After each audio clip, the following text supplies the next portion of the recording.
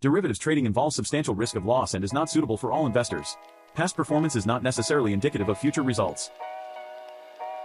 Good morning, everyone. It is Thursday, June 13th, 2024. My name is John Pieranunzi, and this is the opening swing. Let's begin today, as we always do, with our news.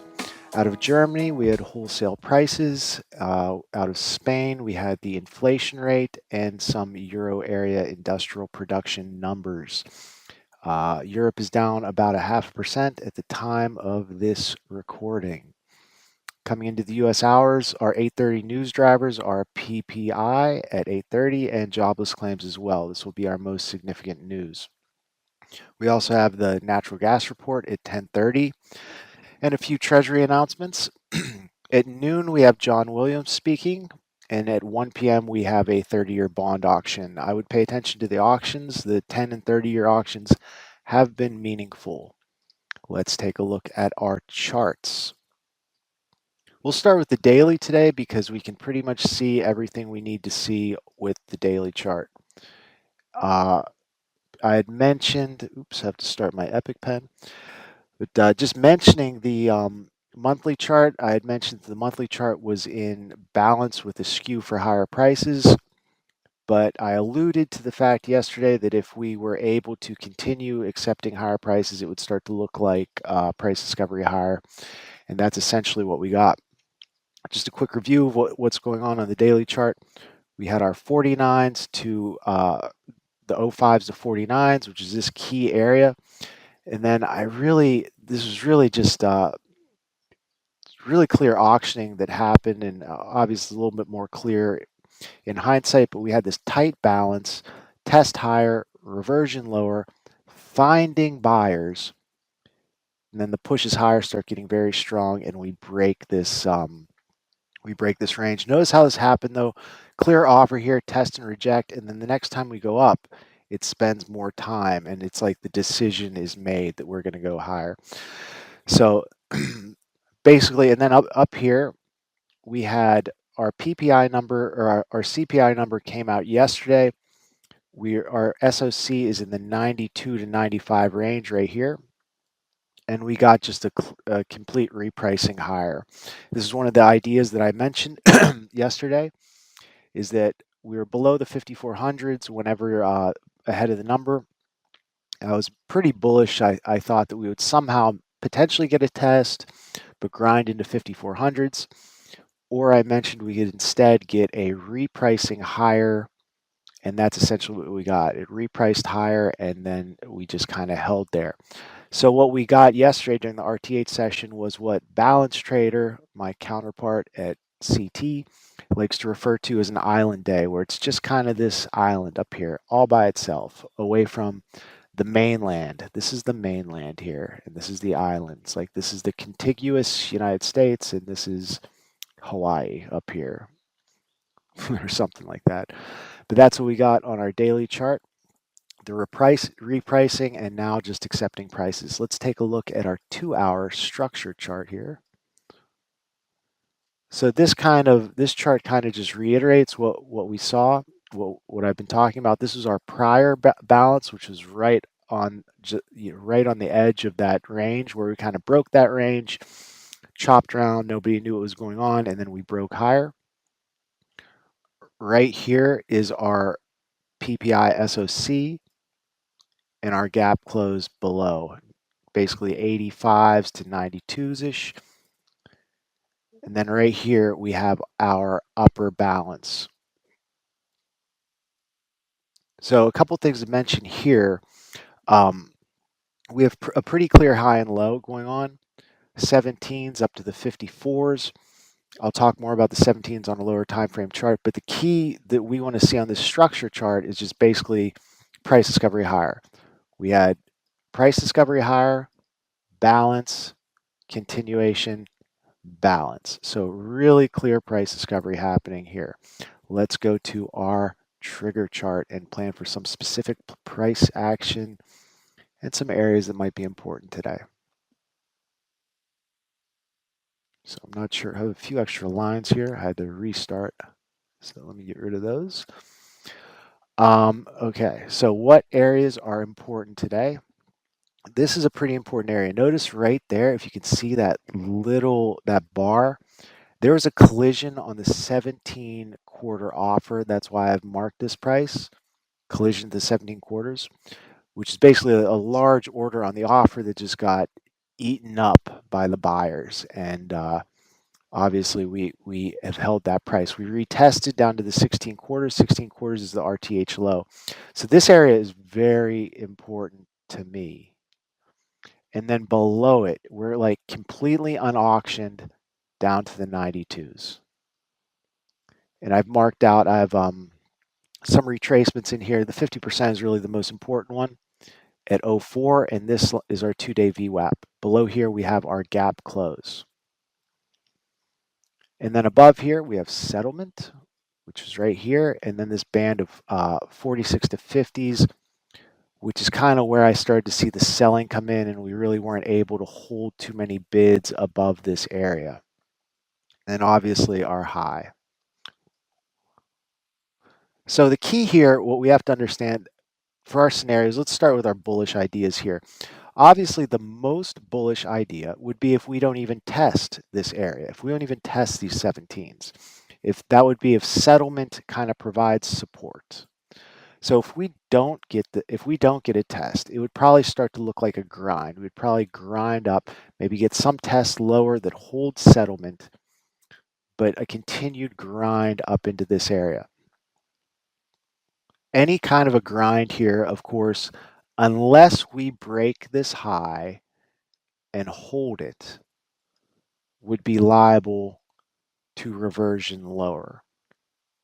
Like just kind of a sort of rounded top forming here if we do not get this high. If we don't get that high, basically we're looking at the high and settlement as the initial bounds. So I would be expecting us to see some type of a attempt higher at this price if we hold above settlement early, some type of an attempt higher to this 46 to 50s area that could either accept, if we accept prices in the 46 to 50s, what would it look like? Oops, wrong color. But we could see,